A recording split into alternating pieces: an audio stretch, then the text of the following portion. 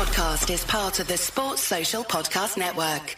Welcome to the podcast where you get sacked for impartiality. This is Tennis Unfiltered. 5, 4, 3, 2, 1, 0. All engine running. Liftoff. We have a liftoff.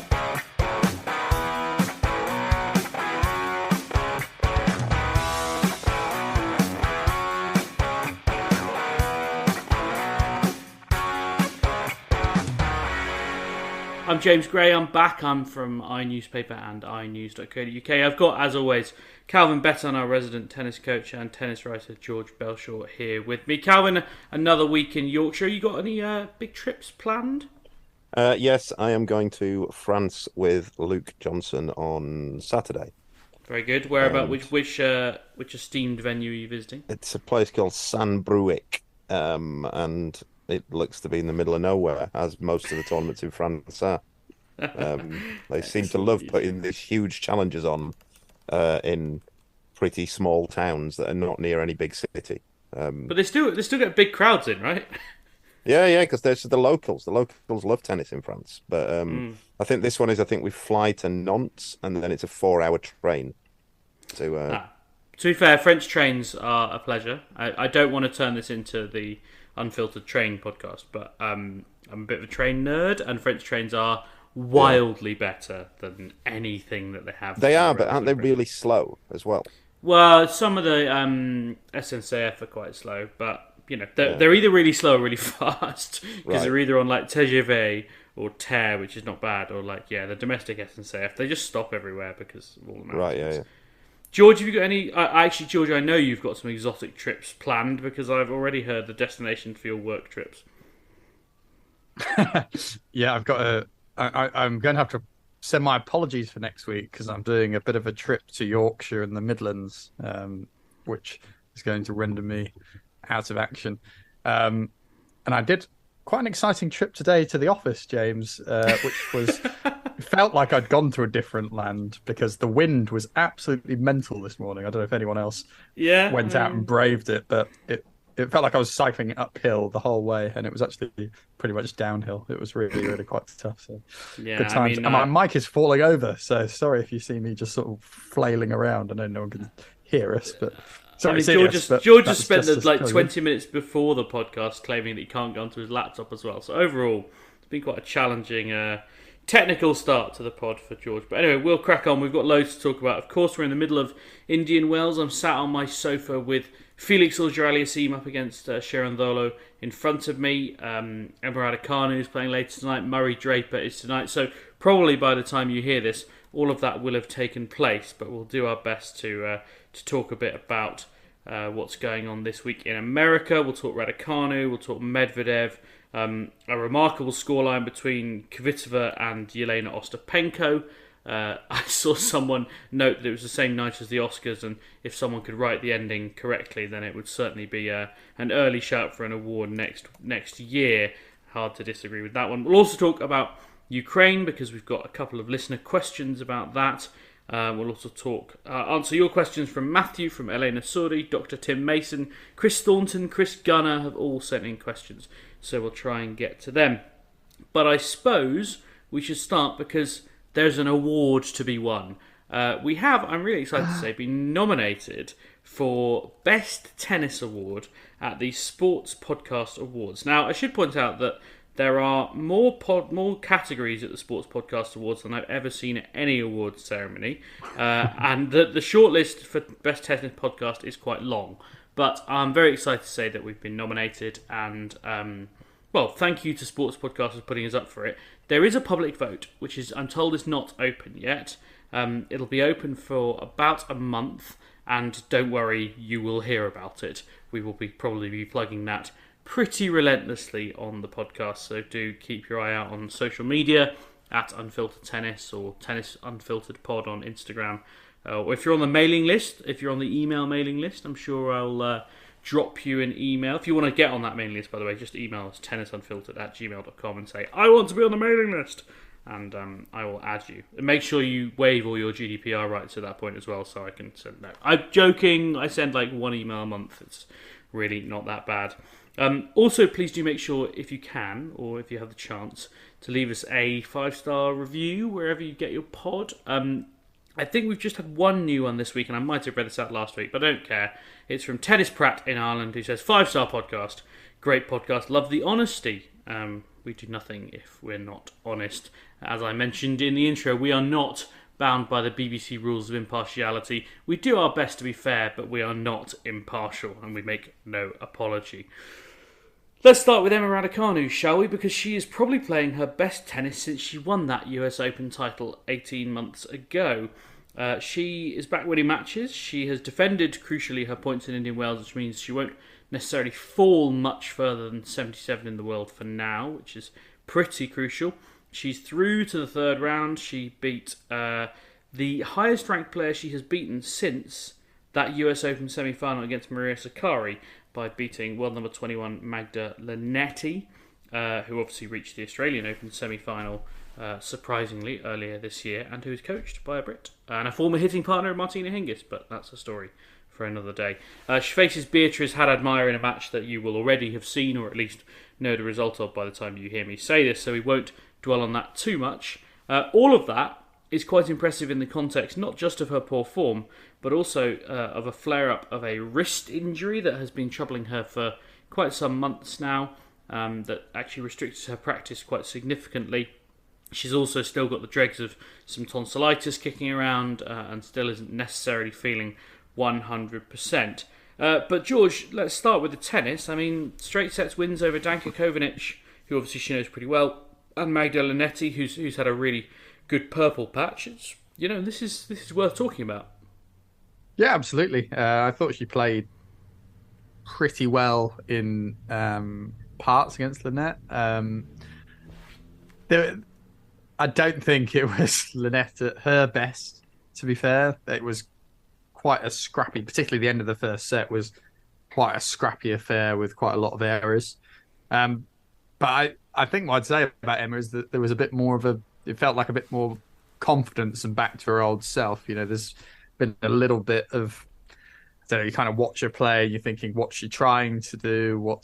She's just trying to keep the ball in, not really do much with it. Whereas there felt a little bit more oomph and pizzazz, if you like, going for her shots a little bit more. So yeah, I think that was pretty impressive. She was feeling the wrists a little bit, most noticeably when she lost points rather than won them, I have to say, but that's quite often the way. But yeah, I think this has been a really, really important little week for her, to be honest. Regardless, I'm conscious she's about to step on court with Beatrice Haddad-Maia, and that I don't want to say anything, but that feels like potentially a winnable match. But Haddad-Maia's had quite good form outside the slams over the last 18 months or so. So no guarantee, but I think we can suddenly start feeling slightly more positive, and I hope she can just keep backing up week on week, which has not happened really. Calvin, I've seen people say that it's even more impressive for Raducanu to be doing this because Indian Wells is not a place where, conditions-wise, she should be particularly strong. She's had her success on grass and on relatively quick hard court.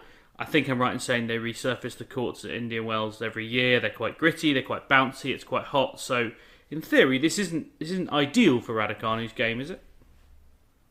First of all, they relay the courts at pretty much every hard court tournament in the world. So right. That's no different from anywhere else. I wish they wouldn't, but they seem to do that, which I never really get why, because a year, 2 years of play on a hard court does not make the court worse.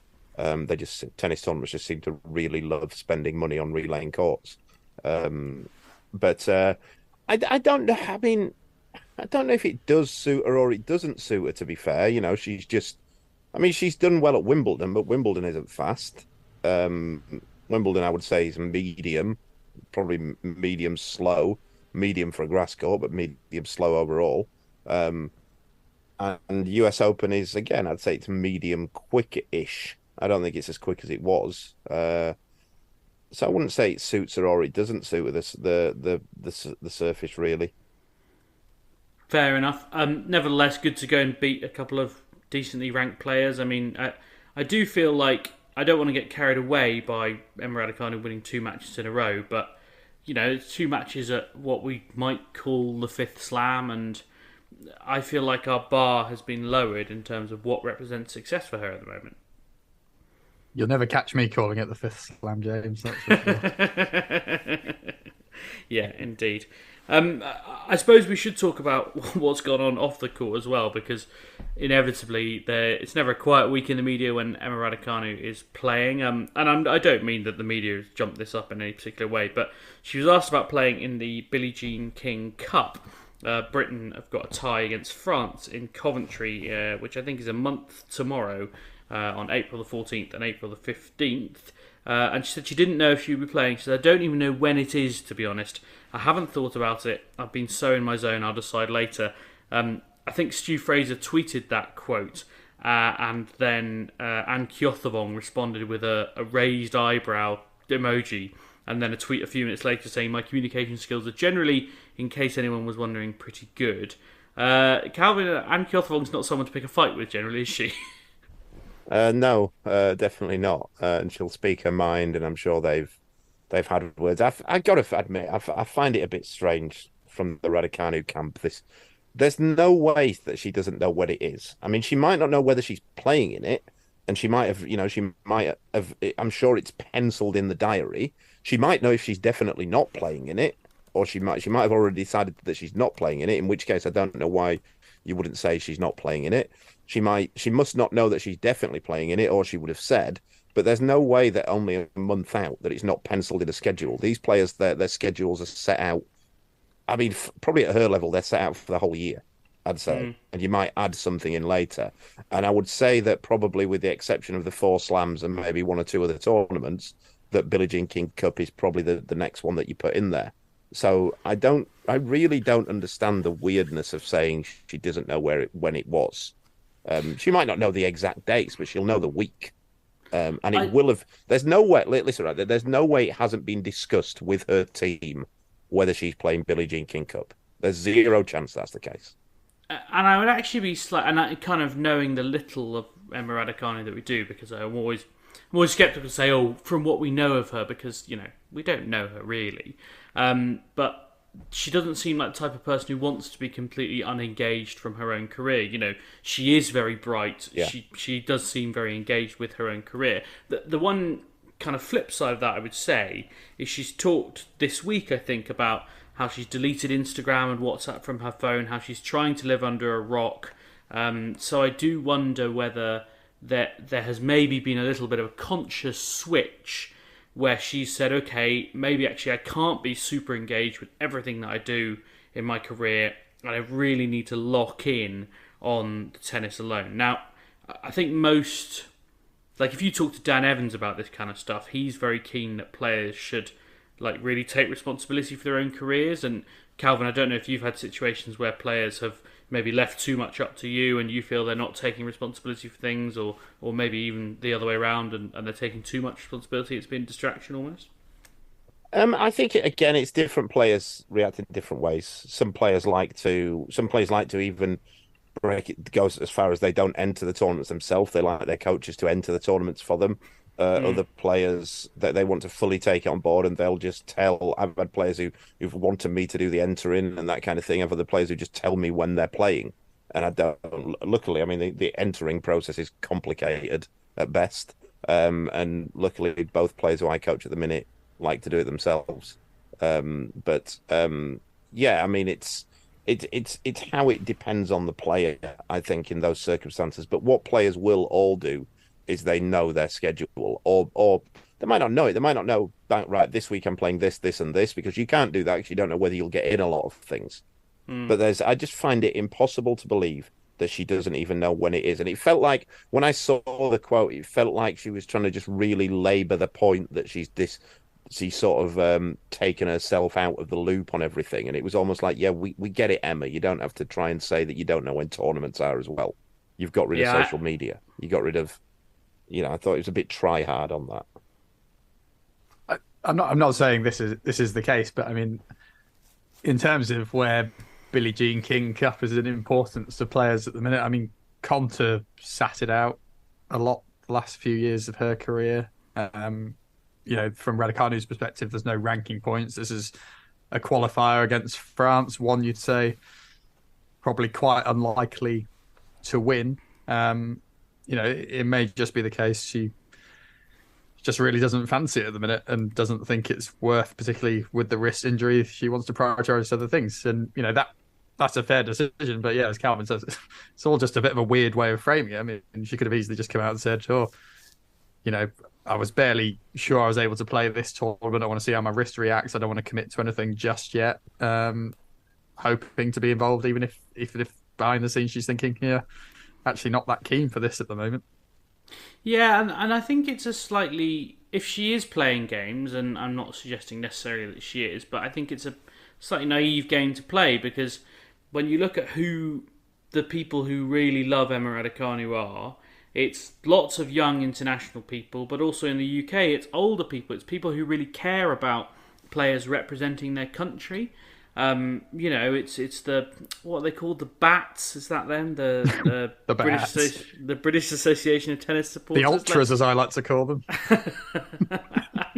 I've heard some stories about nights out with the Bats that I definitely can't repeat, but sound like a fun group of people. I bet you can.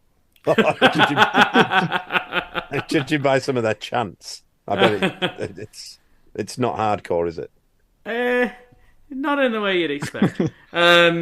Anyway, moving on swiftly. So I just think it's a dangerous game to play if it's a game. Look, if she really is completely disengaged with it, then fine. And if she feels that's a point that she wants to make, and let's face it, the main point that Emma Raducanu has had, sort of fired at her by people on Facebook. You go on any of these Facebook groups or on Twitter, any replies, it's like she doesn't focus on tennis enough. She's doing too many modelling shoots. So I think if she wants to labour the point that she's really focused on tennis, fine. I'll say what I will say is that I always feel like I'm criticising Emma, and it's just not the case. But if I think that's just nonsense that she needs to focus on tennis more, and she's doing too many shoots. It's absolute waffle. I don't know what these people think. They think she's doing 2-week modelling shoots somewhere. It's like an afternoon after training. She lives in London. The irony is I'm currently seeing her taking a lot of photos, but she is doing selfies with fans. So I think that's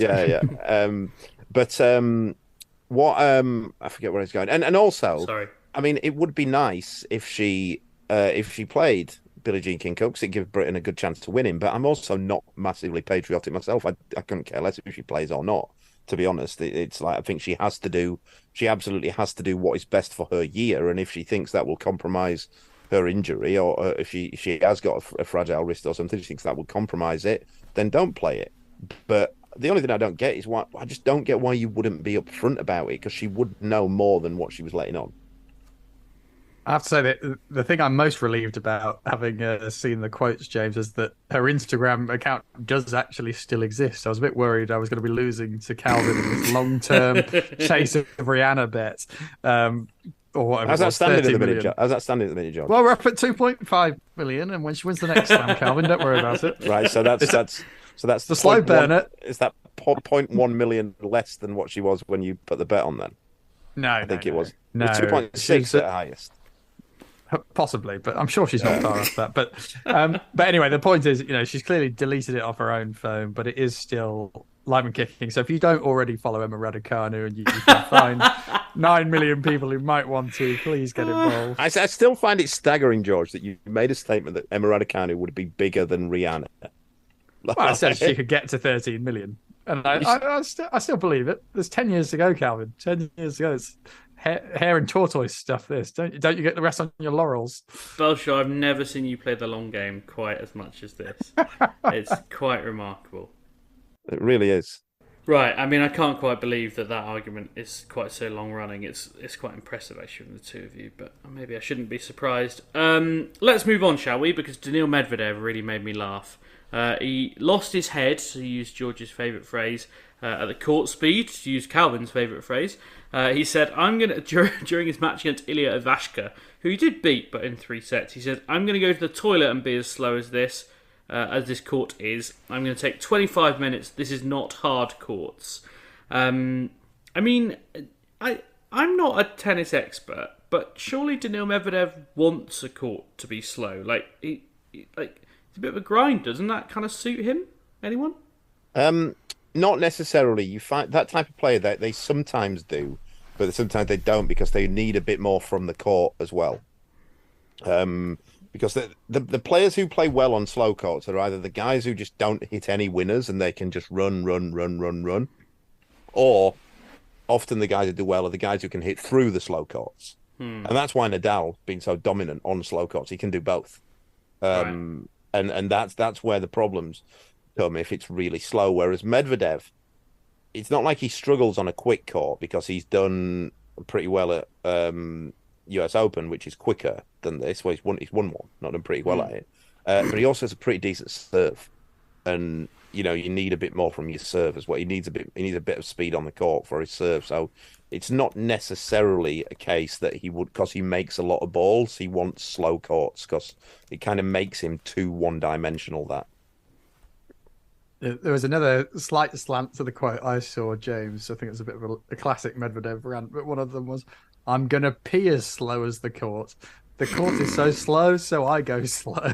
Which I thought was just great. The idea of him just like trying to trickle it out as slow as possible. I kind of assumed, without wanting to get too graphic, that if he was going to go to the toilet and take a long time, he'd be sitting on it. Like that. I would find it hard to have a slow pee. Whereas, I can get through at least a 15-minute YouTube video on the load. Another technical question for Calvin. He kept saying, "This is meant to be hard courts. This is not hard courts." What is the definition of a hard court, and why is this not a hard court? Definitely is a hard court. It's a slow one, but there's no question that it's hard court. It's made of acrylic concrete, and it's got sand in it. It's a hard court. There's no question. I also don't know what he thought the umpire was going to do. Like, was it expect the umpire to order like digging up of the court mid-match? Like, the umpire go, "Yeah, that's a fair point. Bring the diggers on." It was bizarre because he was like actually like directing it at the umpire, and like I really don't know what you thought the outcome of that argument must have been. He's got to be right up there in terms of the most creative rants, doesn't he? I mean, I can't remember many players who come up with such weird turns of phrases over the years. I don't know if anyone wants to put anyone else forward in that. Weirdest ranters. I mean, yeah, because you're right. Like, most of them, it's just like they find one thing to shout about and they just keep going at it. Like, when I was in Australia, I watched Benoit Paire against Michael Mmoh, the American, who actually had quite a good run in qualifying. And it was a really hot day. It was the day they stopped for heat. And he was complaining that he was only wearing one wristband. And he asked the umpire for another wristband. And it took ages to come, which I guess, like, on the one hand, yeah, it took like 20 minutes. They couldn't get hold of one. But equally, it's like, bring your own wristbands, mate. Like, that is kind of on you. And he just kept saying, wristband, wristband, wristband, wristband, to the way that it just got a bit weird. Seems unlike Benoit Paire to be weird, doesn't it? I mean, it did make me laugh because I didn't even go to watch the match. Like, I was wandering back from somewhere, and I just, like, as you sometimes do at these tournaments, especially in qualies when there's not many people around, just walked onto a court. And I was like, "Oh, it's Benoit Paire." And I was like, "There's not a lot of tennis going on." And he was just shouting at the umpire. And I was like, "Yeah, that checks out." I credit to Michael Mmoh for keeping his concentration. Well, whilst we're on Benoit Paire, we should acknowledge he won a title last week. Did he? Unbelievably. The Puerto Vallarta Open. He's having a good time. I'm just looking at who he beat there. He beat Yuta Shimizu in the final. I'm not Marchenko, convinced. probably the best known name he beat en route, I would say. But yeah. I tell you what, actually, I did see someone took a picture of him on Twitter playing table tennis with their mum. So, I make of that what you will. Maybe Benoit Paire is good for the tour. I don't know. I mean, he's one of those guys, isn't he? He's phenomenally talented. He's very, very talented. But I always thought, and I got some stick for this at the time. I remember I was talking to a couple of the British guys at the NTC, and I got sticks. I said he's the worst player that's ever been in the top 20, and I still believe that overall. Like that is a title. Let us know on Twitter @unfiltertennis. I'm going to tweet. I don't think you find a worse one. Like, he's like he can barely hit a forehand. His forehand's terrible. He serves well. He's got a good drop shot. His backhand is world class, to be fair. But look at him now. He's like, this is I do think he shouldn't be at the level he's at now, but he's like a guy. He's like a 50 guy, isn't he? I'm just trying. Jack Sock. Yeah, but Jack Sock had a huge forehand though, like a huge forehand. And George, you got anyone you want to put in there? No, he doesn't. That's the answer. I'm a bit stumped by that one. I've never given that question enough thought. I might have to come back to you next week on that and dig into my brain a little bit. There's been some bad ones, I'm sure. I'm sure. I mean, you can argue. It's one of those you can argue, but I think he's at the bottom table of top 20 players of all time. I wouldn't say he's necessarily the worst, but like, if you think of a random spiker, like someone like Karatsev was like amazing for like 3 months and then just completely vanished. Like, did he make top? I thought he only made 21. Ooh, I'm sure he did. That's where I think might get caught out. I know he got to 14. Jesus. 14, yeah. Yeah, I mean he's also in trouble for other things at the moment, but that's. I don't think I can say any more about that. Yeah, exactly. That there was, when that happened, there were some questions to be asked, weren't there?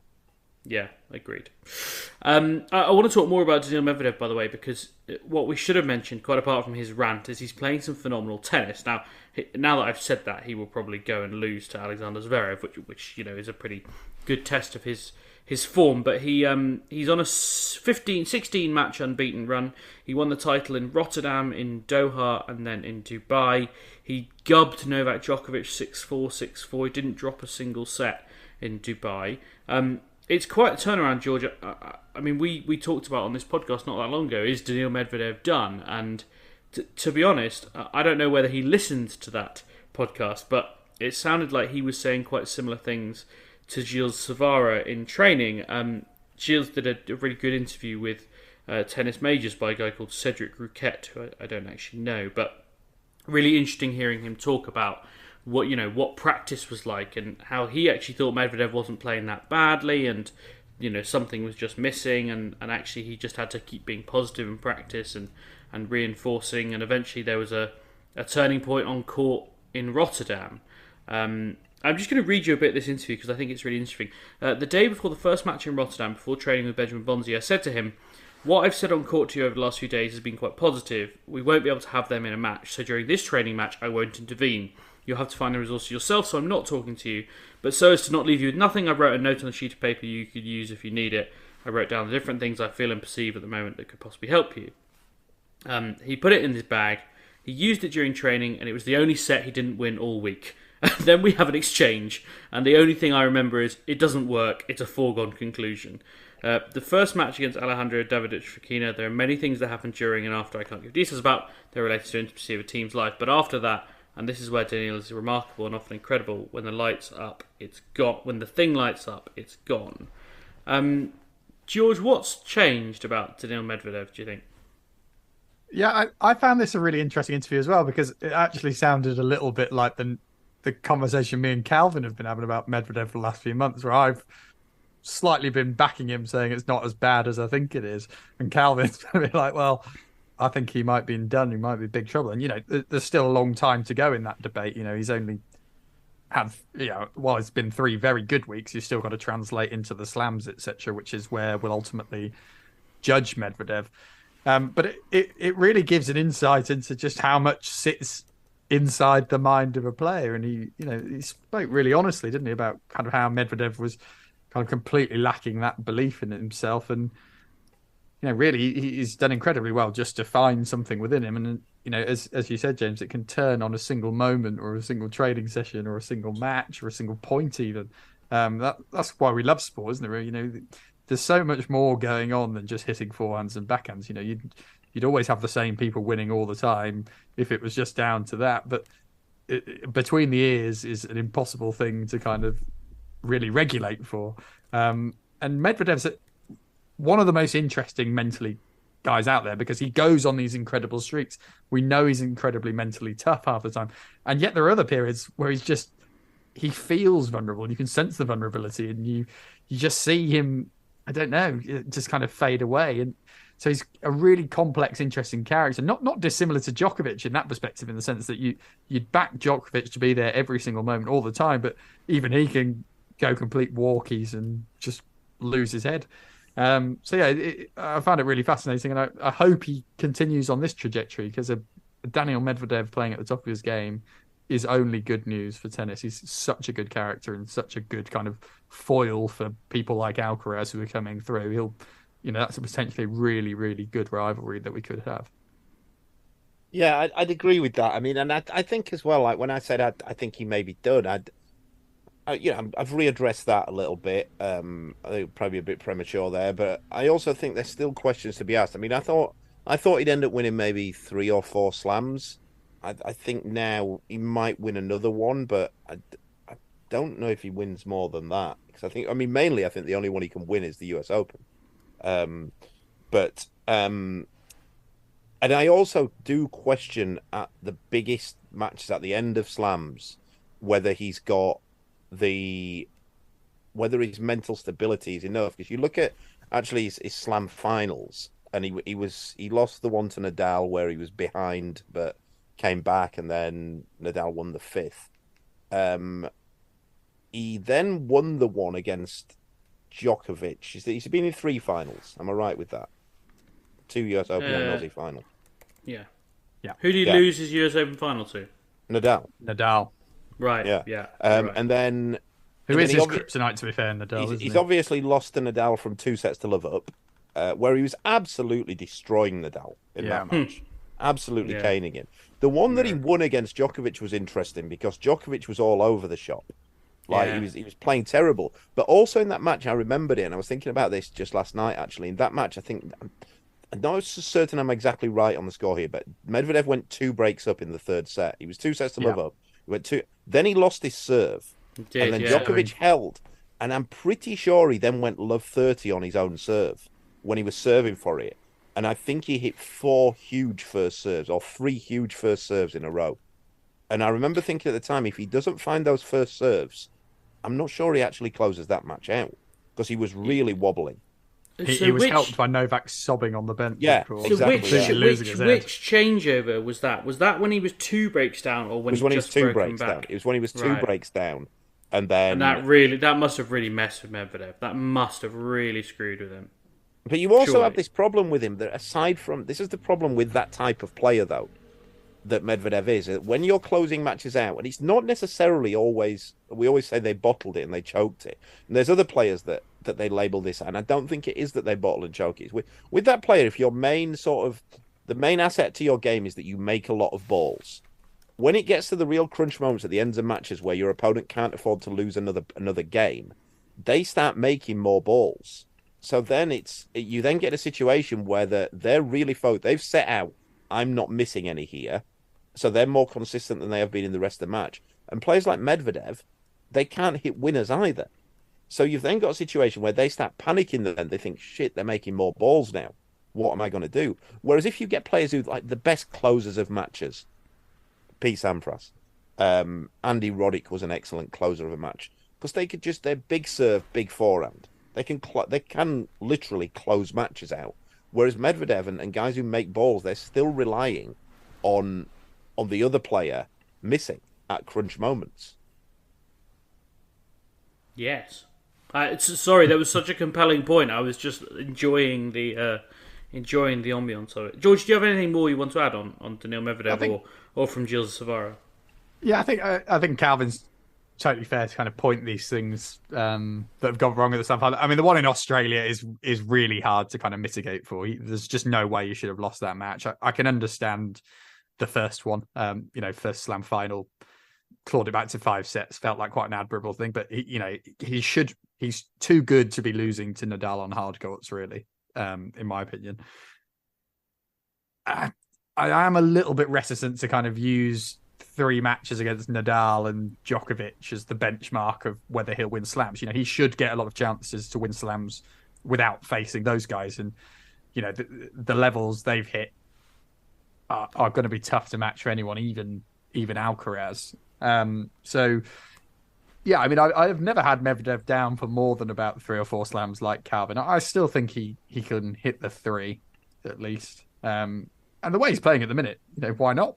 He can win a few more. He's been playing some superb stuff, but the test is going to be how he matches up with Alcaraz, which isn't a match we've really had the chance to see. But I think he fancies himself against Djokovic at the minute. I really do. I think that's a bit of a 50-50 match for me at the minute. Really, really tight. Yes, quite. Calvin's just pointed something out to me on WhatsApp, which is secret texting during the podcast. I don't know if that's allowed. I don't know if I should break the fourth wall and point it out either. But it's actually a good thought. And with Daniil Medvedev, talking about Daniil Medvedev, one of the biggest servers around at the moment. But Calvin, you got into a bit of I'm not going to say a fight on Twitter, but a discussion on Twitter. I'd be unlike you. Well, no, the person I was fighting with has blocked me, so I didn't get into a fight with him. A discussion about who the greatest server of all time is. Now, can you remember who it is who started this whole conversation? Yes, Patrick Muratoglu. Ah, I see. It wasn't his tweet. Somebody tweeted what he'd said. What Muratoglu had said was the 5 best servers of all time. And what did he say? He said it was... I can't remember the order. He said it was Kyrgios was 1. He said Kyrgios was the best server of all time. Isner was in there. Karlovic was in there. I'm trying to think who else. There were a couple of real bad ones. Here you go. I've got it. Number 1, Kyrgios. Number 2, Isner. Number 3, Karlovic. Number 3, Roddick. Number 4, Karlovic. Number 5, Sampras. Calvin, what's your top 5? Well, for me, it's and I feel quite strongly about this, and I always have. That it's Pete Sampras at the top by an absolute mile. And then after that, there's debates to be had. The interesting debate, and I had this with a couple of coaches from guys who are in the top 50 of the world last week, and we were discussing it by WhatsApp and voice notes and that kind of thing, and we didn't really reach a conclusion, but I stood firm on my Sampras one, and I think I got a bit of backing by the end of it, was the difference between separating who has the best serve and who is the best server of all time. And the way I'd separate that is that if you just want the best service action, then there's an argument that you can make a solid argument to any of them, because if any of these guys who are in, say, the top 10 of all time, if they serve well, they're serving 30 aces a match over and they're gonna hold serve. There's the difference with Pete Sampras is the guy's won 14 slams. If you want somebody to come and serve under pressure, huge match, say it's 6-5 up in the 5th of a US Open final, who would you rather have serving for that? Pete Sampras or John Isner? Pete Sampras or Nick Kyrgios, who's been in one second week of a slam in the last 7 years? Or the guy who has won 14 of them. And anybody who watched Pete Sampras in his prime, and I also think this is an interesting point, that Pete Sampras in his prime was serving at 100, I think his average first serve speed was 123 miles an hour. Now, that hasn't really changed in the 25 years since Pistol Pete was at his prime, which is interesting. So you can't argue that it's in context and that kind of thing, because his actual service, I think if you put his serve in the game now, it would still be the best serve in the men's game in terms of the accuracy that he had under pressure.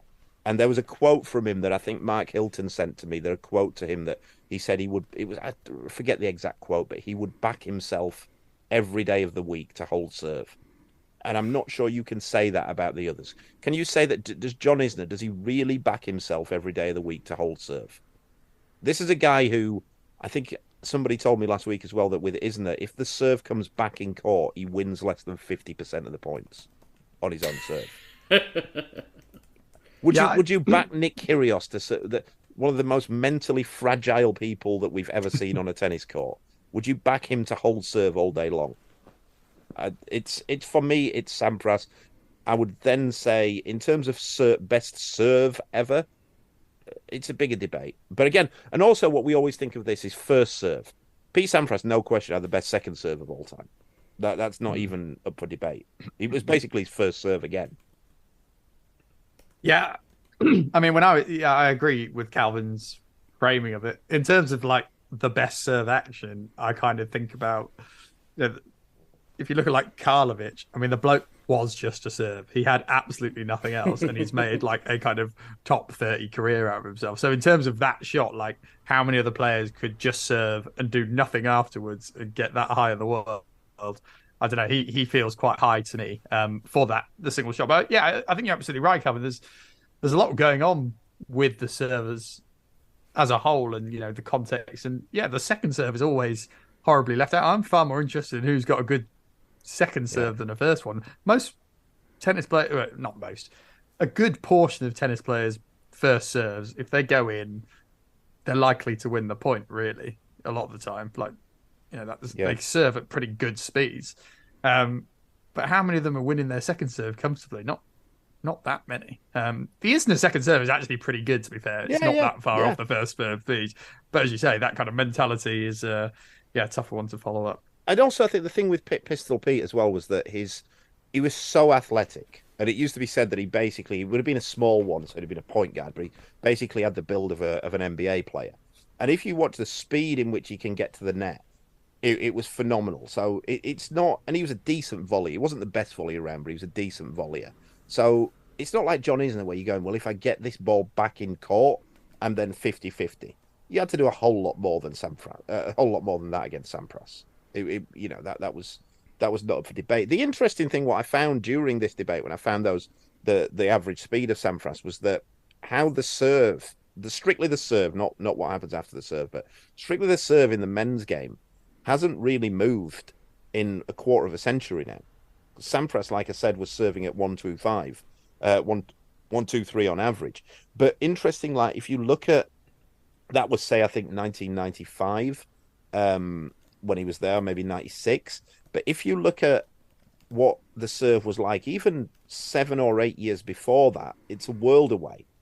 Like it's not, from the serve from say 1985 to 1995 moved massively, and the serve from 95 to 2023 hasn't really moved at all. And now you can put some of that down to technology, but then you look at Sampras was basically playing with the Wilson Pro staff, which was around for a good few years before he came into his prime. So it wasn't like he got a racket that the other guys were serving with. And it's also not a particularly powerful racket at all, that. And it's the same racket that Roger Federer played with for the majority of his career. I tell you, one of the most interesting players I've heard speak about this exact thing before is actually Milos Raonic, who actually can be quite... he's a very interesting person, actually, quite interesting in his own way, like very interesting kind of methodical guy. And we spoke about this a long time ago. This must be about 6 or 7 years ago. And he was saying that serves will never get faster than they are now. They've nailed the technology and the technique to the point that there's actually no further upshot. And, you get the odd one. If you look at the world's fastest serves or whatever, there's a lot of, I think it's Sam Groth who's technically maybe hit one at 164 that's a little bit disputed. Most of them are topping out max kind of 150 at best. And really in the 140s, and it's really it's the averages. That's all. It's the averages you want to look at, and Riley Opelka has the fastest average first serve, and it's 126 miles an hour, which, as Calvin says, it's not moved very far. And I mean, what I think one of the players who I was talking to last week, or the coaches of one of the players had said, and he'd been talking to his player about it, was that he thought that Isner was the best serve ever, because he said, if you gave Isner Sampras a serve, he would be a worse player. And if you gave Sampras Isner's serve, he'd be pretty pumped about it. Now, there's value in that, but that doesn't make a difference to me to who the best server is. And by I mean that, to be the best server, it has to mean who you would back to hold serve at key moments.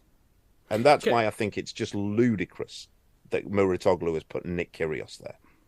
Can I put a couple of... On that note then, I'm going to put a couple of names in there, which a lot of other people have also said it's not a particularly original thought. Goran Ivanisevic, some people saying Roger Federer. I mean, I always think Roger Federer is an incredibly good clutch server, especially latterly in his career. Would people take issue with them, George? Last Wimbledon final he played in. I'll disagree with that. I've got quite a good list here, James, that I think's quite interesting, because I think Karlovic has the best serve for the record in terms of the actual serve. And indeed, Ivo Karlovic has the highest percentage of service games won on all surfaces from all countries. So he's won 92% of his serves. So I can give you the top 10 if you like, and see if there's any interesting names in here. I think you won't be too surprised by some of them, but So 1, Karlovic, 92. 2, John Isner, 91.82. 3, Raonic, 91.16. 4, Roddick, 90%. 5, Roger Federer, 88.8%. 6, Pete Sampras, 88.74%. 7, Nick Kyrgios, 88.68%. 8, Wayne Arthurs, 88.24. 9, Matteo Berrettini, 87.60. Does have a and count. 10, Richard Krajicek at 87.27. So quite interesting stats. I think what I'd counter that with again, and that those stats were brought up to me last week by somebody, and I'm a bit resistant to actually take them because I do think it's the same as in football when you get people like fans of. I saw somebody raise it earlier that Jurgen Klopp was a better manager than Alex Ferguson because he's had more points. He's had 3 seasons where he's got more than 87 points, and for me, it's like you get as many points as you need to win the league. Like how many points is largely irrelevant. You do what's required. And it's the same in tennis, I think, in terms of like you do what's required to win the games and to win the points. And also I will counter it that Pete Sampras, this is where I would separate him from Ivo Karlovic and Matteo Berrettini and that kind of thing. Pete Sampras, he won 14 finals. I don't know how many others he was in the final of. He was competing at the latter end, at the toughest stage that you have to do it. You can put Federer in that category as well. Ivo Karlovic is doing this kind of thing. He could go through matches. For example, he could be in the first round of a slam and lose 3 tie-break sets and never face a break point. Whereas Sampras is having to do it against Andre Agassi, who might be the best returner of all time.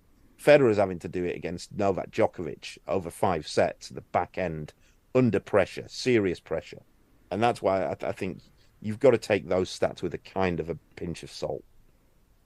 I mean, not to claim Federer should be top of this list, although he obviously was an excellent server. The numbers around these percentages are quite interesting as well, in the sense that Federer's fifth there, having played 16,758 won 16,758 service games of 18,872. It's a pretty meaty sum compared to that's basically twice as many games he's played on serve compared to other people on that list. So, in terms of doing it for a long time over his career, Federer's pretty impressive on that front. Kyrgios, George, only what do you played reckon? 3,500.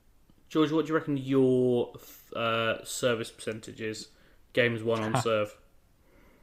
Are we talking singles or doubles? Singles, obviously. Singles. Absurd.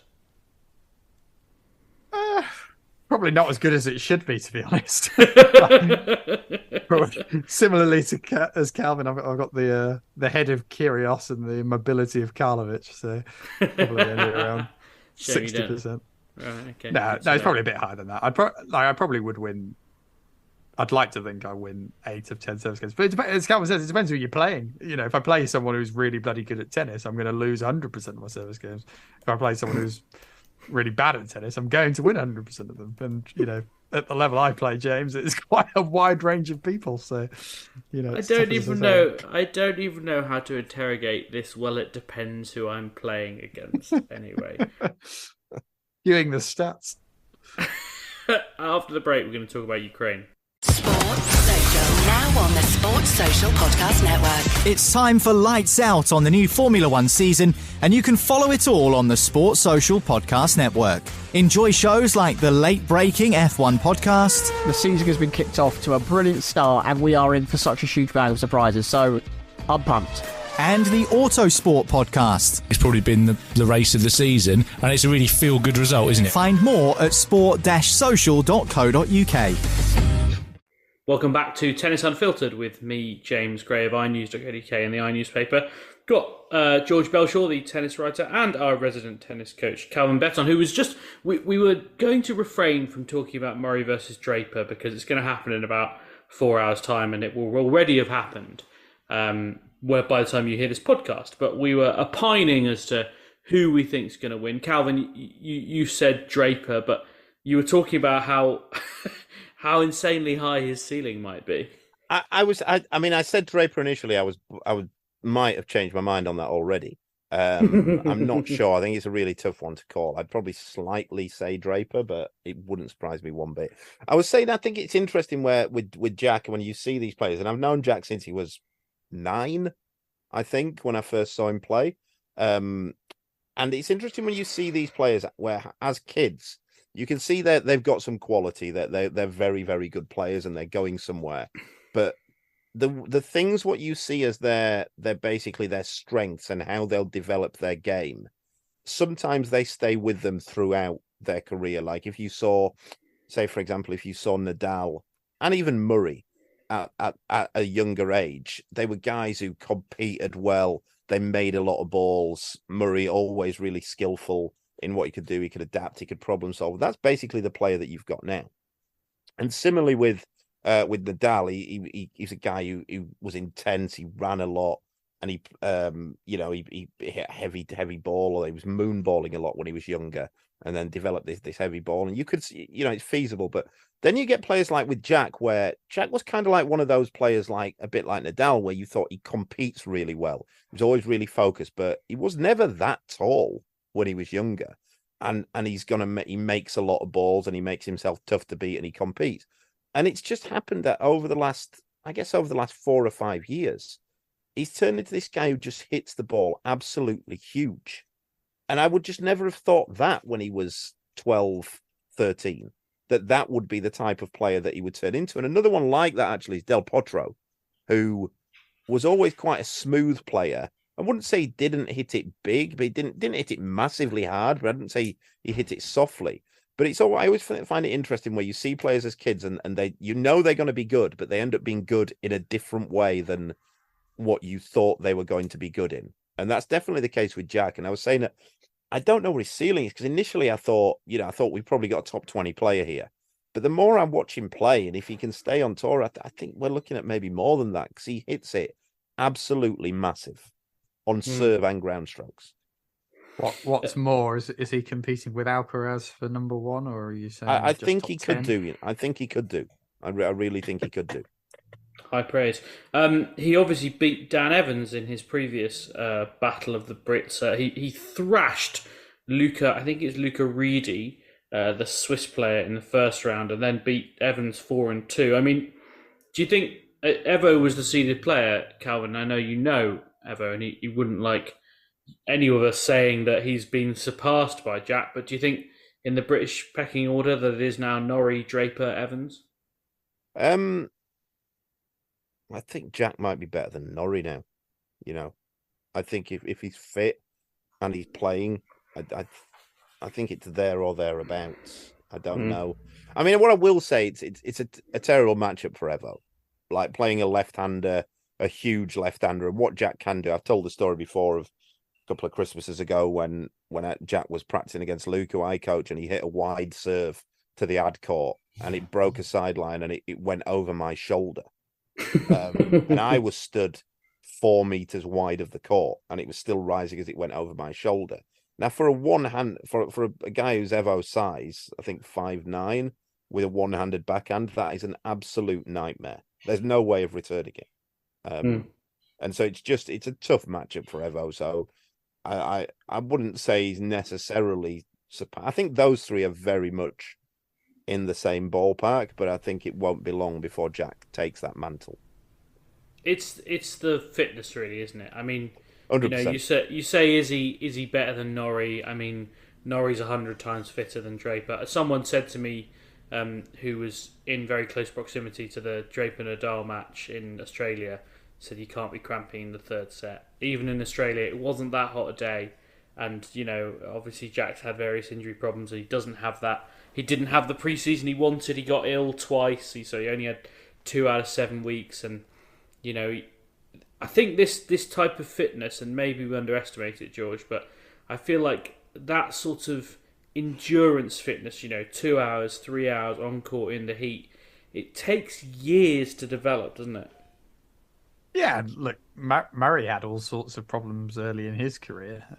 It's easy to forget that, having watched this bloke go through more ludicrously long matches than anyone else you'll ever see on tour. But Murray people used to say Murray was a bit soft and might not kind of actually adapt to that side of thing, and that kind of fueled Murray in many ways. Someone who you saw in his documentary, didn't you? He loves the idea of being written off, so he can prove them wrong. And hopefully Jack's got a little bit of that in him. I'm not sure Jack's got the same level of attention, to be honest, as Andy did as a young kid. There's still people within tennis know him, but I think Murray always got a bit more of a sense. Maybe a few more goes at Wimbledon will bring that around. He's had some tough opening round draws there. But look, he's a really exciting talent. There's been, it's possibly been more stop-start than you imagine. But Alcaraz last year, he went from 35 in the world to 1. That jump, he's shown that jump is possible. I'm not saying he's going to do it over the next 12 months, but this is a real season where I'm hoping Jack can push on and get towards that top 20. And as soon as you get your ranking up and you get those easier early round draws, not to say his serves in the top 5 of all time or anything, but it is a pretty useful weapon. And as a lefty, it can cause big problems. He's got great chances. And, we're talking about the Evans backhand there. You think about other guys on the tour whose backhands maybe aren't that strong. There's people like Tsitsipas, Berrettini. These are top 10 players who you think Jack could really get at with that serve just being a natural big lefty server into the backhand. He'll win a lot of matches against good players, or at least keep himself in the conversation in big matches in big players just by that advantage, really. Let's move on, because I did promise before the break that we were going to talk about Ukraine, and there's lots. I mean, I can't tell you. I think this podcast might be about 4 hours long, just looking at how many different things there are to talk about. Something about Indian Wells just always creates news. I think it's because it's the one that we never go to as a British press pack, or rarely go to. But anyway, quite a troubling story about Lesia Tsurenko this week. She had made it through to the third round, from which she has withdrawn. She was due to play Aryna Sabalenka, but she's withdrawn because she says, and who are we to doubt her, she had a panic attack. This is what she had to say, speaking to the Big Tennis Ukraine website. She said, "A few days ago, I had a conversation with our WTA CEO, Steve Simon, and I was absolutely shocked by what I heard. He told me that he himself does not support the war, but if the players from Russia and Belarus support it, then this is their own opinion, and the opinion of other people should not upset me. At the same time, he noted that if this had happened to him and he had been in my place, he would have felt terrible." Obviously, we don't have Steve Simon's side of the story here, which, had I found out about this more than maybe half an hour before the podcast started, I would have happily contacted the WTA, and I will do so after this podcast ends, so maybe you will read something from me. Here's a bit more from Tsurenko. What happened during that conversation? I had a few different questions asked about the quality of the balls in Monterey, a few other bits and pieces. Besides, Steve Simon expressed his confidence to me that the Russians and Belarusians will return to the Olympics, and it will happen as it is happening in tennis now. He told me that this is in fact a fair play, and it shows that Olympic principles are not violated. That it will show that everyone is equal and everyone has the opportunity to perform in the Olympics. I had questions regarding the tour's support for the Ukrainian players. This basically explains how the Australian Open organisers gave them lots of support. Previously, we've never got similar support from WTA, so when I asked about it again a few days ago, Steve Simon told me he will continue to monitor the situation. So to me, it was clear that it will stay the same, meaning no help as it was last year. This conversation left me completely shocked. I tried to digest all the information, but today I broke down mentally, to be honest. Ukrainian players in our chat know about this conversation. I assume a WhatsApp group I think she's referring to. Everyone felt the same. Everybody's shocked. I just don't get such things need to be explained. It's just so weird and painful. We asked for a conference call with WTA board about what we should do about it, how someone like this can be a leader, how we should understand whether our organisation protects our rights or at all or not. George, there's lots to unpack there. I mean, I think I probably speak for all three of us because we sort of discussed it before we came on, when I say that the first thing we should all say is that it's pretty incomparable what anyone Ukrainian is going through right now because of the war crimes that are being committed in their country, the fear that they must all have waking up every day as to whether friends and family are going to be okay, And I think we all share. I speak for all three of us. I'm fairly confident when we say that it is very difficult to empathise with that. You can sympathise, but I think the empathy is virtually impossible. George, like I said, we haven't got Steve Simon's side of the story, but if we take that at face value, I mean, do you think he's just had a misstep there and not really thought about who he's talking to or what he's saying? Yeah, I've found this story quite difficult to get my head round for a lot of reasons. You know, I don't want to try and defend Steve Simon, but I've been, thinking of possible things that maybe, there's a loss in translation or something that might have gone wrong in the conversation. But yeah, I mean, whatever he's done, it's clearly been clumsy at best. And, I might be being really generous to Steve Simon there. It might have been a remark that has been accurately reported via Serenko.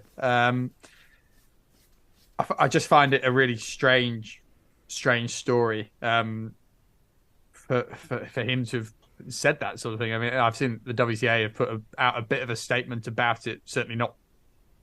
They're not trying to take it head on to deny the comment.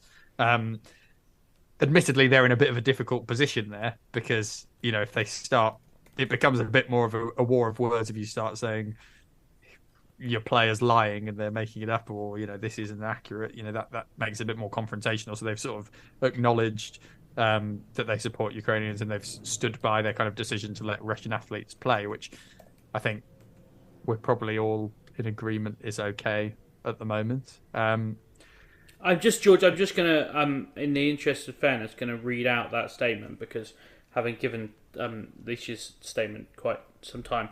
The statement says, first and foremost, we acknowledge the emotions of Leisha and all of our Ukrainian athletes have and continue to manage during this very difficult period of time. We're witnessing an ongoing horrific war that continues to bring unforeseen circumstances with far-reaching consequences that are affecting the world as well as the global WTA Tour and its members.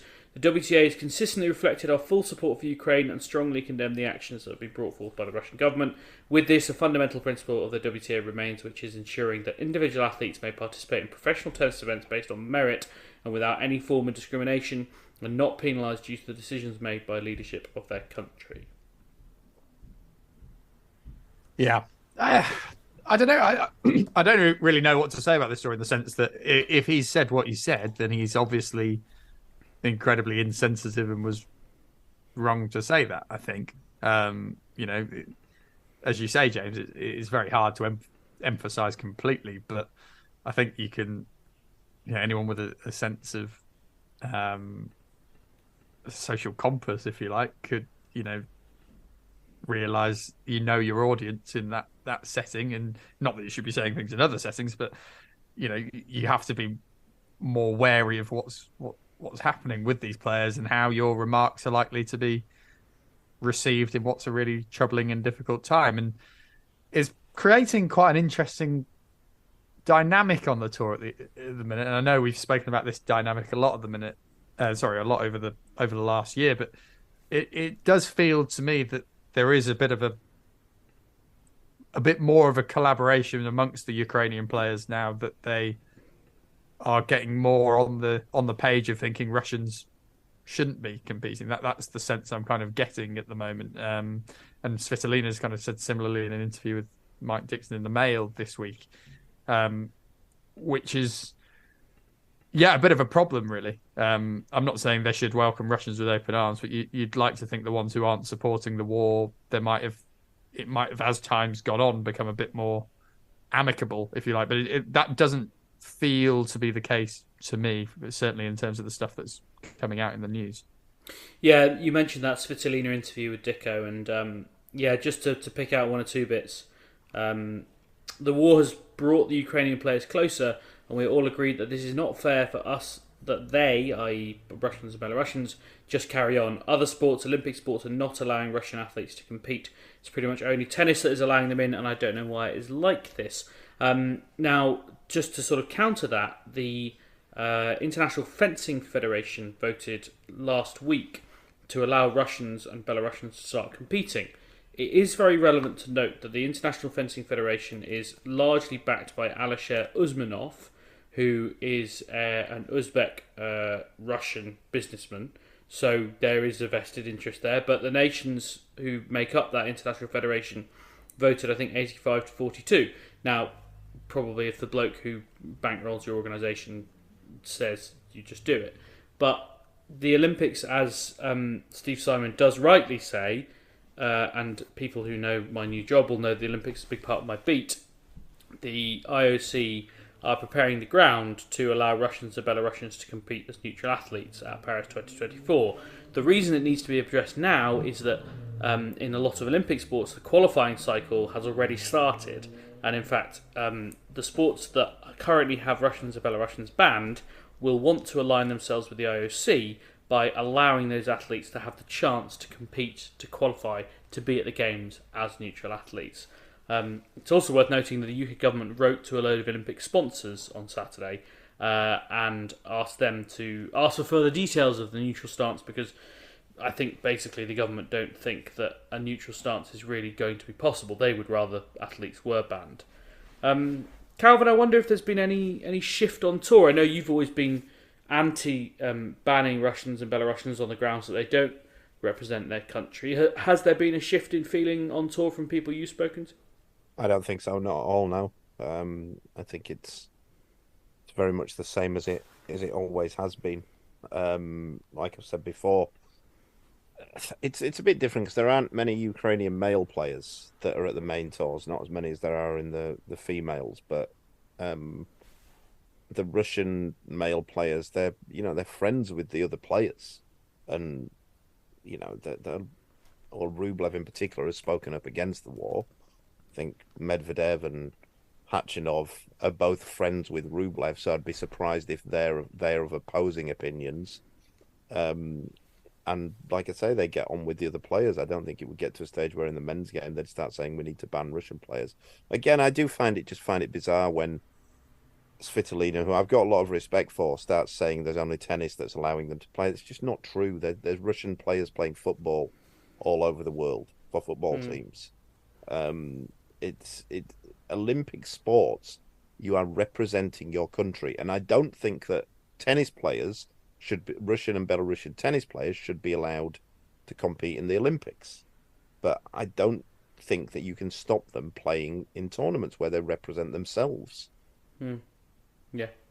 And yeah, we've spoken about that a lot before, and I'm sure we'll get lots of questions about it, because we always do whenever we talk about it on the podcast. But I think we've probably made our views pretty clear. It's a story that will, of course, go on. And like I said, my overwhelming feeling is actually sympathy with the women and men who've been through the absolute ringer. I feel really sorry for the Russian players as well. As you say, Calvin, I don't think any of them are particularly pro-war. I'm sure there are some of them who have sympathies in that direction, including some of them who've won some pretty big tournaments recently. But I don't think it's worth pointing that out. It's probably libelous to say it, so I'm not going to. Let's move on to some listener questions, shall we? I'm going to skip over Casper Ruud, but I want to note that Casper Ruud's form has dropped off an absolute cliff, and I await with interest to see if we get an explanation for that.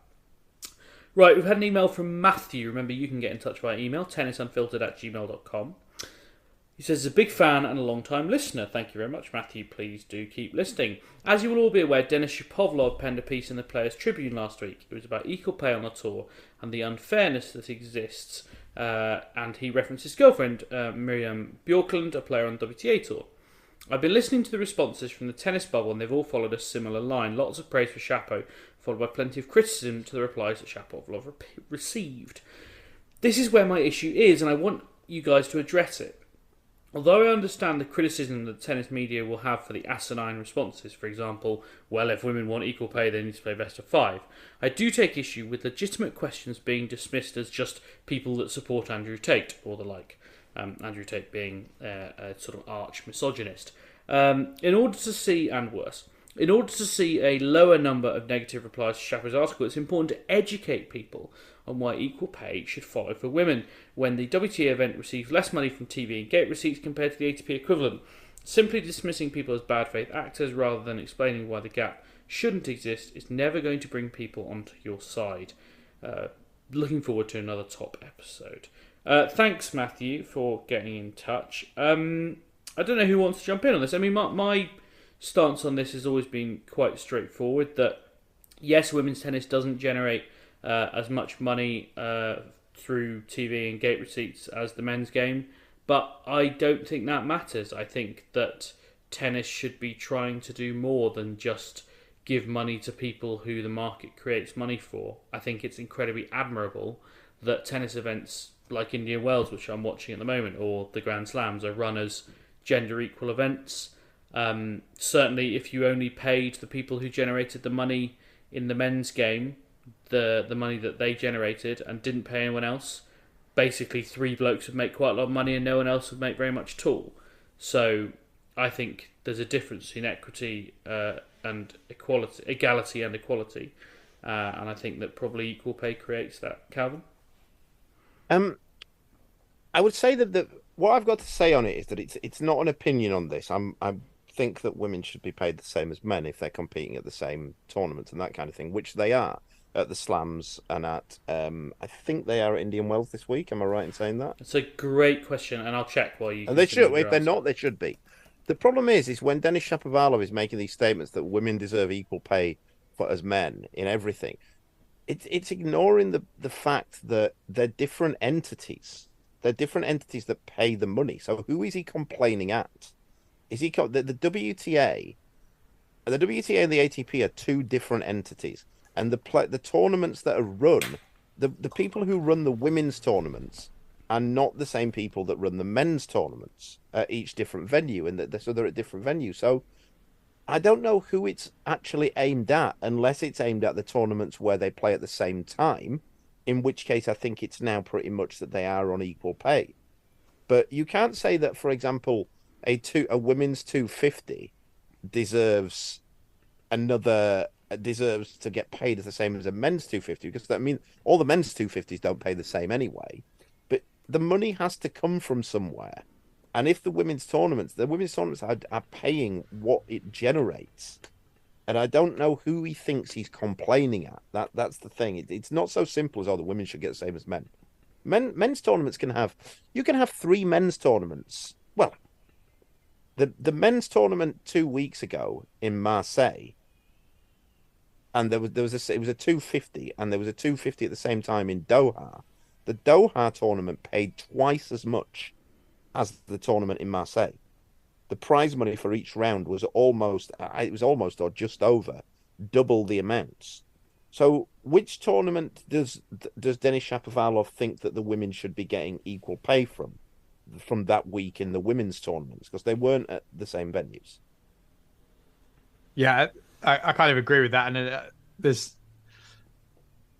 one kind of obvious solution in terms of prize money, but the players would absolutely hate it. Would be a consistent level of prize money per rung. And as Calvin says, that wouldn't go down very well, because ultimately you'd lose some mega bucks tournaments that are paying well over the odds in a bid to attract people to places that they'd probably be less keen on. So it's a bit of a tricky issue from that perspective.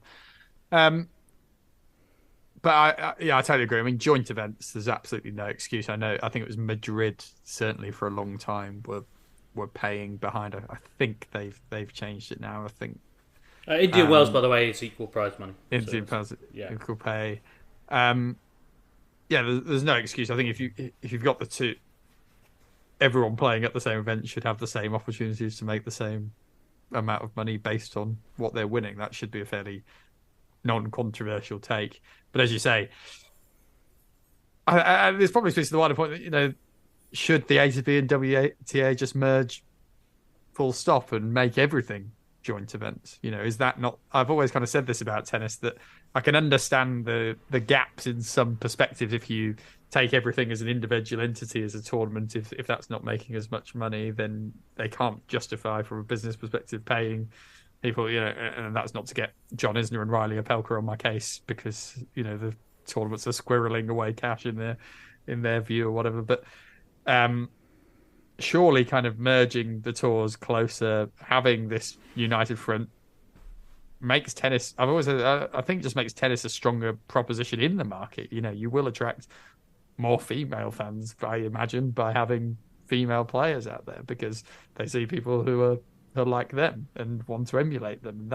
That's one of the things tennis can do better than other sports, is because it's so close and yet so far from equality. It captures all sorts of societal interests that other sports simply can't, because those sports don't have the players on an even keel. They're not as big superstars. And I think tennis gets a bit of a hard time sometimes, I have to say, compared to other sports. It's certainly a million miles away, but people are absolutely right at the same time to strive to make it better. It's just hard to do that, I think, technically, unless you really merge the two things pretty close together, which has obviously been mooted and posited for a long time, but not yet happened. We'll see if it does. I mean, I think that is the point, really, is that the only way you could fully even up prize money would be if you did, in fact, merge the tours, because then you just have one pot of money coming in and one pot of money going out, rather than, as Calvin points out, like individual tournaments functioning separately. So, I don't know what the PTPA would have to say about that idea. I would be intrigued. Speaking of the PTPA, we've had a question from Chris Gunner about them. He says, Ahmed Nassar, CEO of PTPA, has outlined a series of requirements they wish to see implemented. World-class pensions, all players able to travel in reasonable standard. These are just two of the many aspirations. What do you think Ahmed is seeing that the rest of us can't? I'm not quite sure what Chris means by this, but I suspect he means, where is the money for this coming from, George? Yeah, I suspect so. I mean, world-class pensions is something really to aspire to. I'm not sure there's many of those kicking around at the minute. Golf has an amazing pension scheme. Like really? the PGA pension scheme I was reading about the other day is absolutely amazing, and a percentage of your prize money gets paid into it. And once in golf, something happens after 2 rounds, which is they make a cut, which is actually in some tournaments they don't, but anyway, half the field goes home. So the idea is, once you've made 75 cuts in your career, you then are fully paid into the pension pot. So the equivalent might be in tennis, once you've made 75 tour quarterfinals, then you're fully paid into the pension pot, and it's kind of, that's like paying your national insurance in the UK or paying into your pension. So yeah, I mean, that's what a world-class pension looks like. It's really good. That's better than most. I was more alluding to not necessarily sporting ones and more kind of private industry as a whole. It's kind of. It's worth saying that the ATP do have a pretty good pension scheme, as it do stands. They? Yeah, okay. And it's different tiers. It's kind of different tiers from, if you get to a certain ranking, it goes up a level, and that's what the players, and you have to be being within a certain ranking for so many weeks and that kind of thing. But I don't know what the exact numbers are, but I know the players all speak pretty favourably about it. Right. I mean, the PTPA thing was just, a lot of it was just pie in the sky stuff.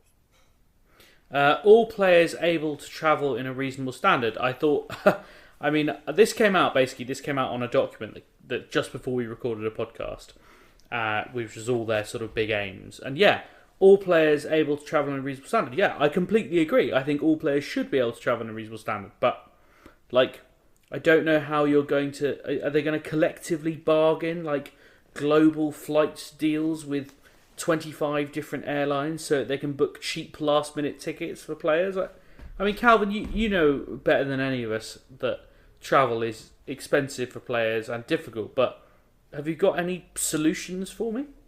No, it's pie in the sky stuff. Like, players will... It's like you said, they'd have to negotiate with every airline, because that's what the majority of players do, unless you're making a fortune, unless you're in the top 20 in the world.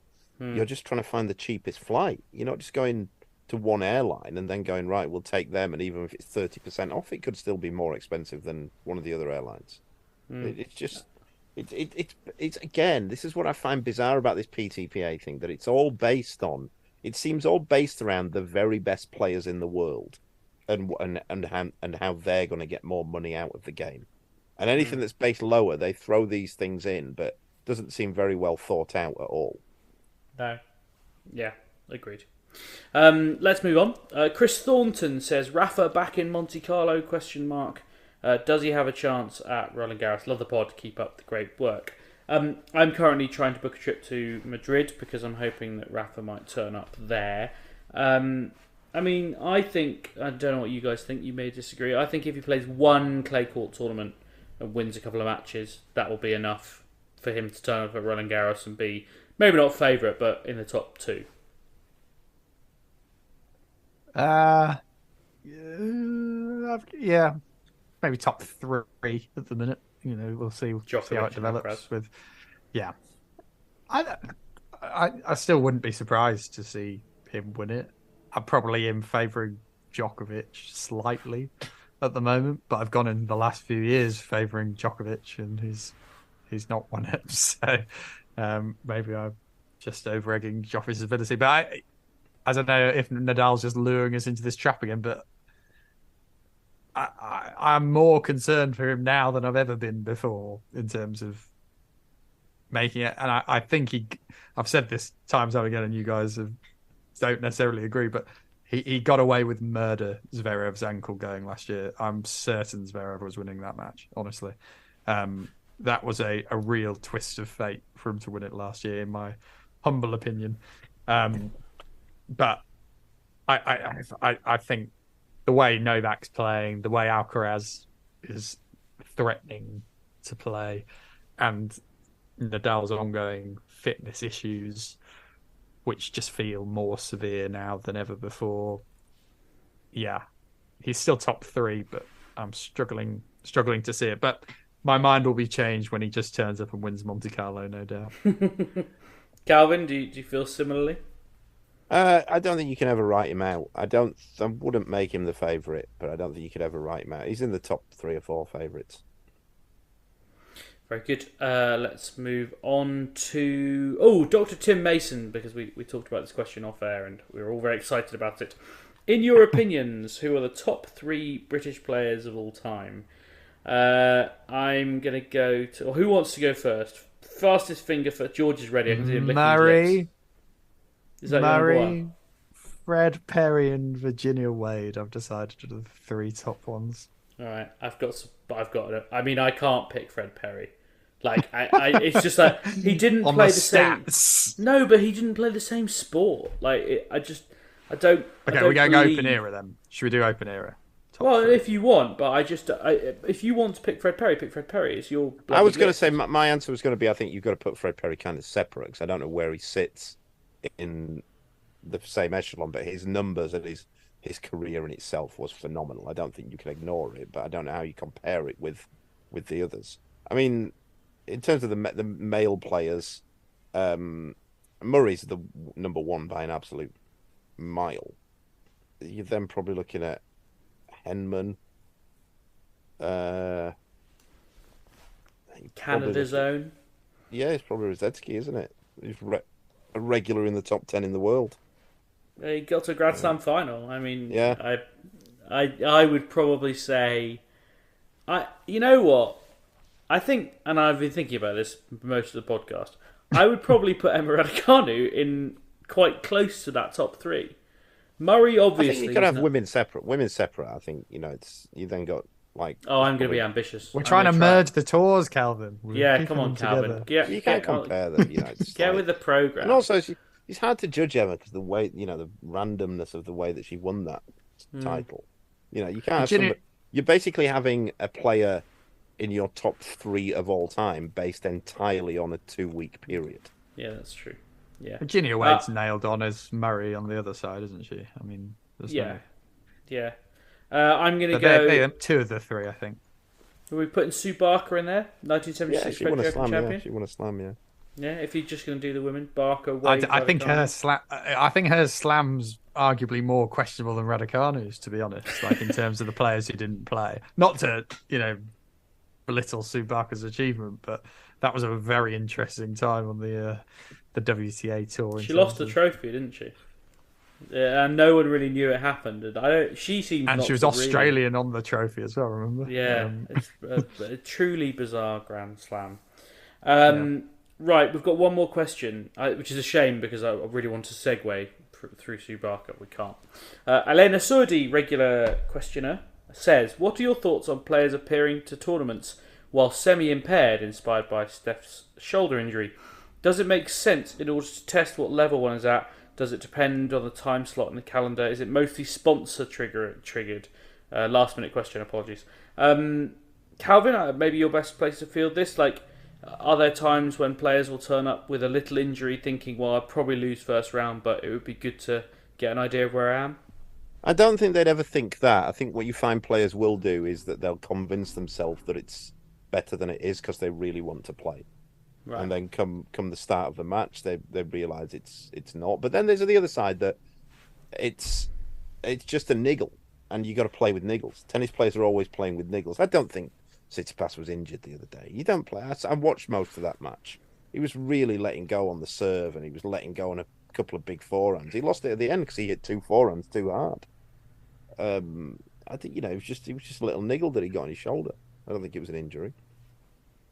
The exception to the rule of this, of course, used to be the Grand Slams before they put the rule in about the first round prize money, where people would definitely turn up with close to broken legs, knowing that would basically fund their whole year. So that's a slightly different dynamic. But yeah, I don't think Tsitsipas would be necessarily thinking like that here.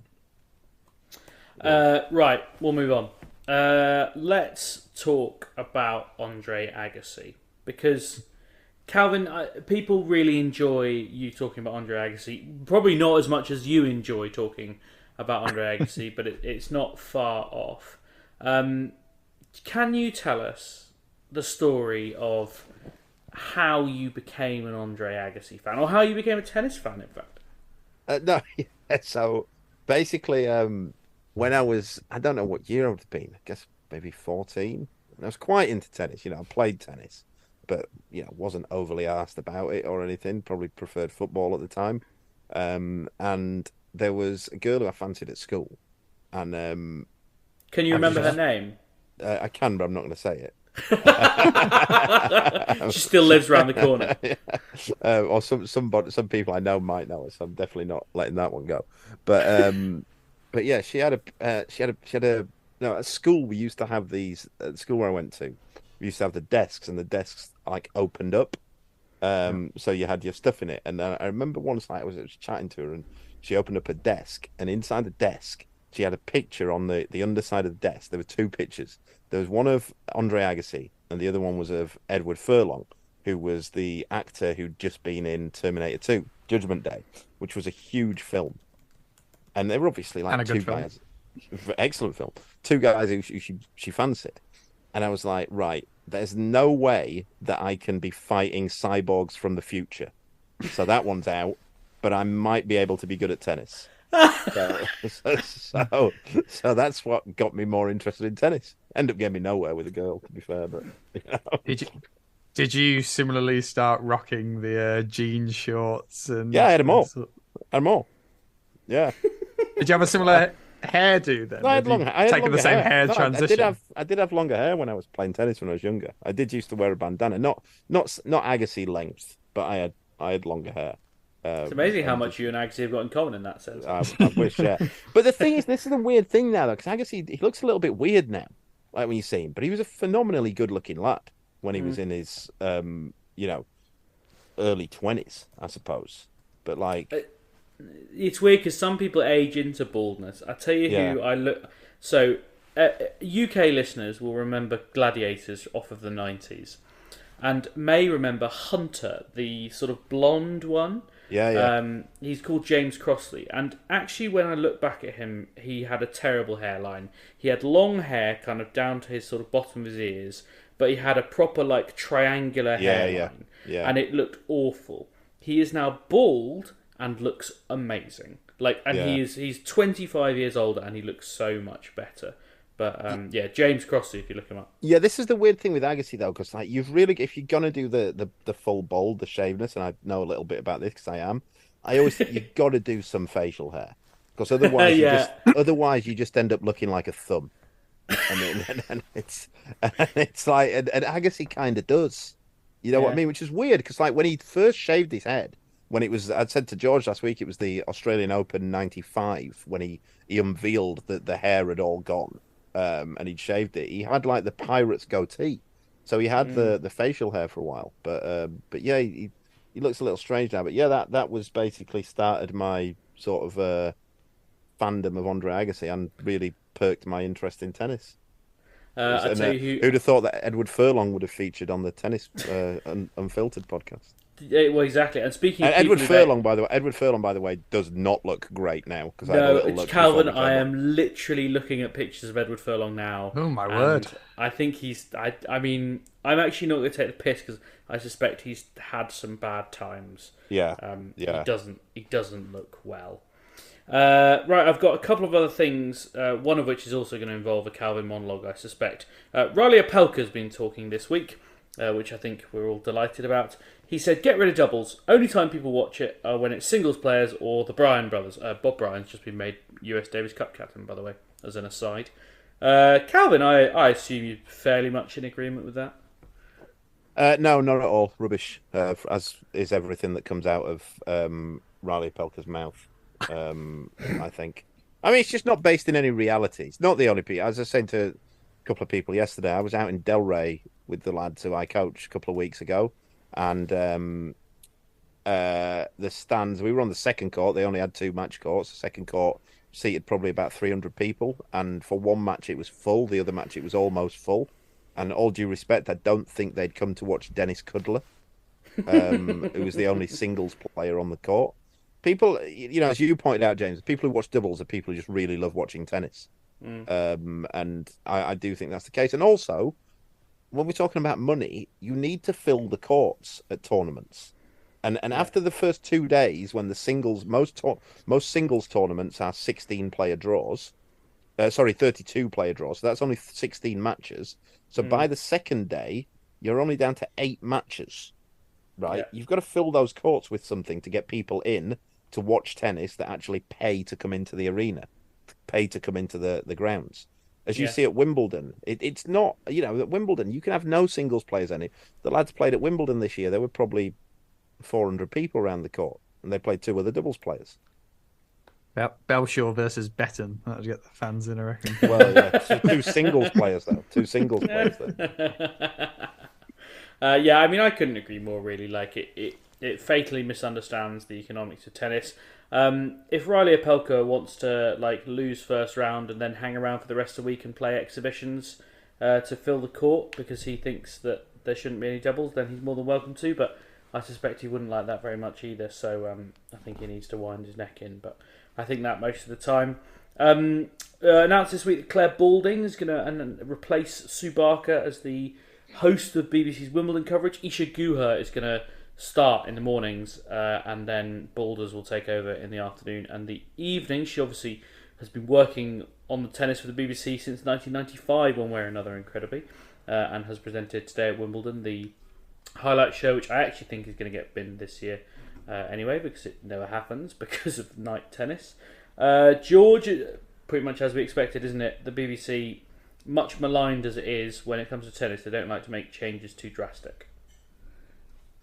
Yeah, can't say it was a whopping great surprise. Look, I mean, Claire's a very experienced broadcaster, isn't she? I think people kind of underestimate how difficult a job it actually is. That kind of, you know, it's not so easy to shove an ex-pro in that role. People, you know, you might look at Lineker, but Lineker's probably the exception that really proves the rule in terms of a really slick former athlete doing that job. Typically, they are just, you know, broadcasters by trade, who've trained their whole careers for it. So I think from that perspective, it makes sense to go with someone experienced. I don't really have much else to add. I personally am not overly bothered by who's presenting the coverage. I'm more bothered by who's actually commentating on the damn thing. That really annoys me more. So yeah, I don't really mind too much either way. Calvin, I mean, I know you wouldn't say a bad word about Balding in my presence, but you would have liked to see someone else. I think she's a bit posh and a bit, you know, a bit old hat. I'd like to have seen somebody like who just isn't posh and a little bit younger doing it. I don't really see the point in going to Claire Baldwin, if I'm honest. It's not like she's even got a solid tennis record of anything like that. But I don't think you necessarily have to. But I just find it a bit of an odd one. Yeah. I can confirm her record on the tour would be very poor if she played. I've seen her play before. It was not the prettiest sight. So yeah, she wouldn't be challenging to be world number one. Well, I won't hear a word against her because I met her at Eastbourne this year and she was really nice.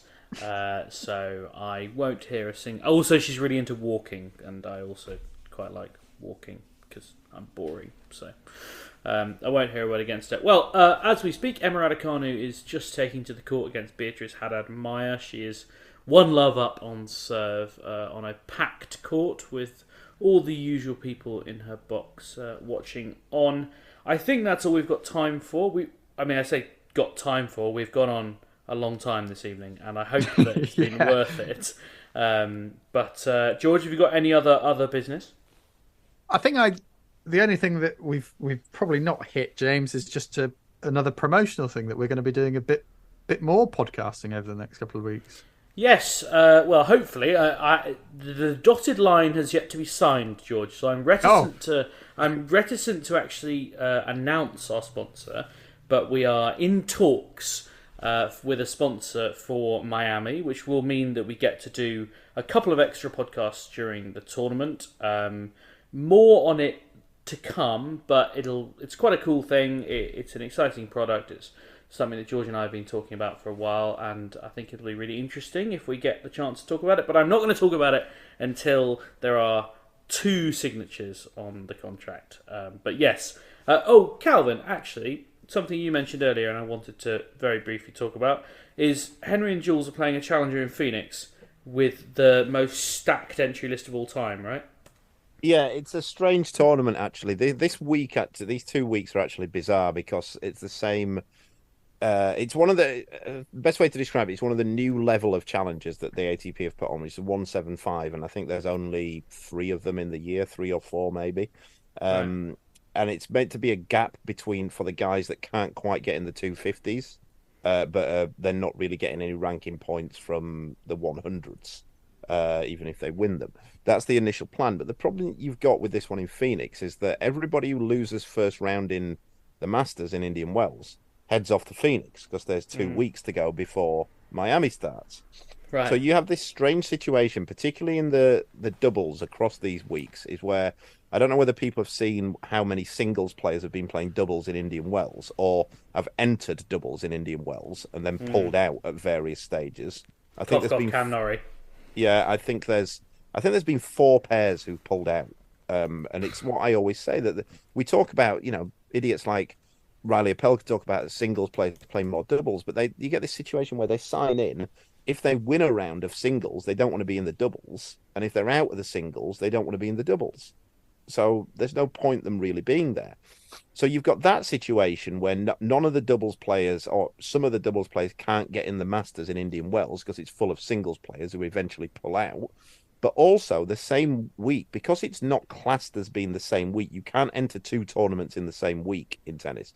Because it's not classed as being the same week, because Indian Wells in theory started last week, a lot of the top doubles players can enter the Phoenix Challenger, which they have done. But they've entered that knowing full well that they're probably, or there's a good chance they will still be in Indian Wells. So the doubles draw... So Henry and Jules, who are 60 in the world, they weren't even near the draw. They've actually ended up getting in because, as expected, I think 9 of the pair... There's only 10 direct entries, and I think 7 of them pulled out because they're still in Indian Wells. And so you have this absolute chaos over 2 weeks that is so easy to settle on. I don't know why the ATP don't say if you can't enter you can't enter Phoenix if you're in Indian Wells. You can, if you're out of Indian Wells, there's always 2 sign-in spots up for grabs on the day. If you're out, you can go and take your chances and sign in, but you can't enter it while you're still in another tournament. It makes no sense.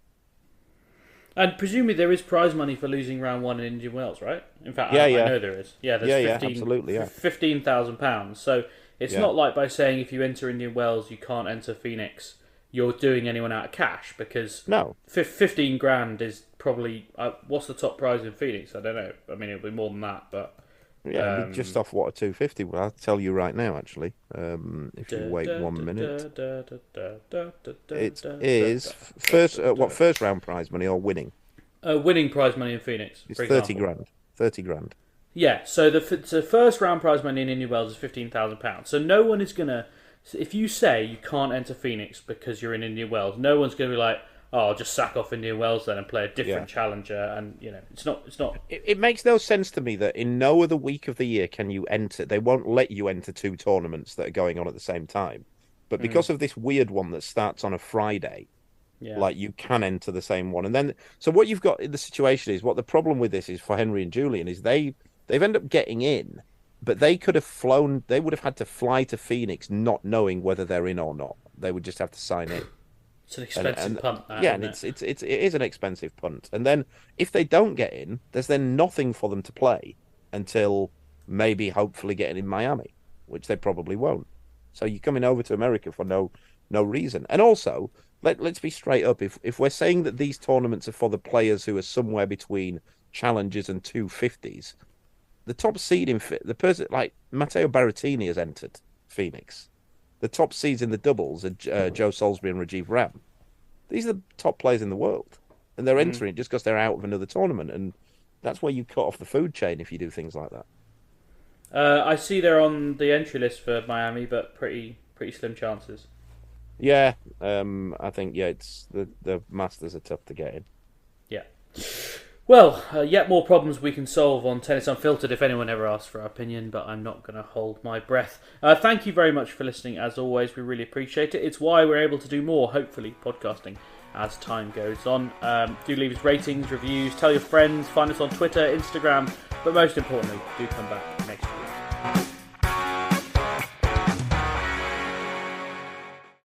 Sports Social Podcast Network.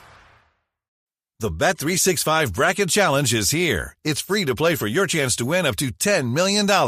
Predict the winner of every game of the tournament this March, from round 1 to the championship. The best bracket wins up to $100,000, but the perfect bracket wins up to $10 million. Join in by March 16th to play the Bet365 Bracket Challenge. If you or someone you know has a gambling problem and wants help, call 1-800-GAMBLER. Must be 21 plus. No purchase necessary. See full terms and conditions at Bet365.com.